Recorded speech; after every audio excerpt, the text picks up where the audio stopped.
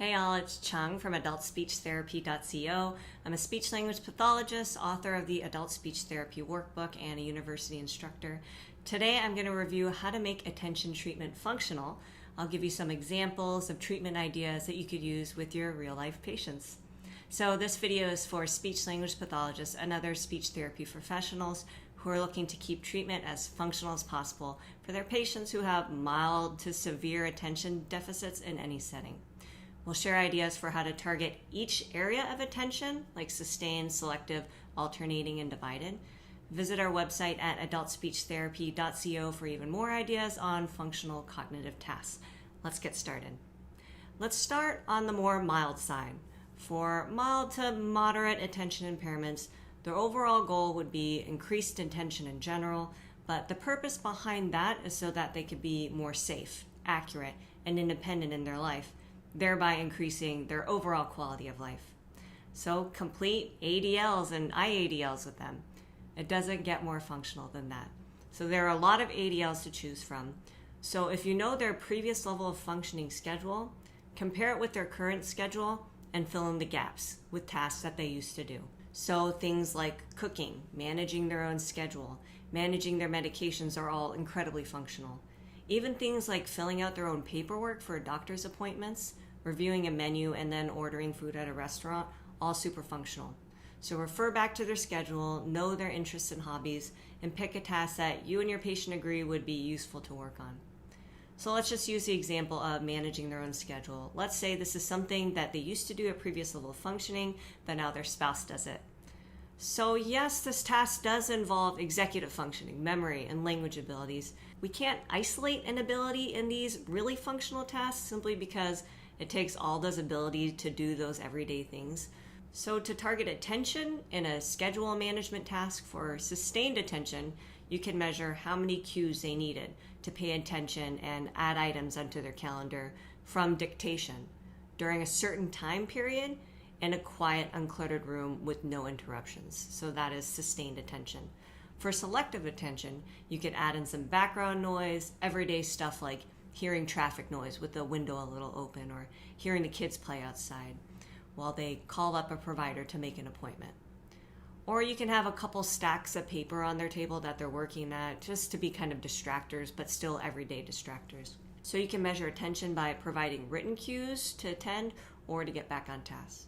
For alternating attention with this task, your patient could write in their appointments while referring to different pieces of paper where their appointments are written on. So things like those printouts your doctor gives you after an appointment, or those little appointment reminder cards. They could take that information from those things, put it on their own calendar. Finally, for divided attention, your patient can write down their medical and personal appointments while holding a conversation with you about a different subject. So to keep attention treatment as functional as possible for those patients who have mild or moderate impairments, just do their ADLs, but in a structured format, giving them cues and changing their environment as needed so they could still be successful, but push their system a little bit. For your patients who have severe or moderate to severe attention impairments, functional is going to look a little bit different. These folks may be able to attend for maybe 10 seconds or 30 seconds. You could start with reviewing orientation information. For people who have really severe deficits, attending to a short question can be extremely functional. So you could start with the typical, what's your name? What year is it? Where are you? They have to attend for at least a few seconds to listen and then a few seconds to respond. Then they have to continue to pay attention between the questions.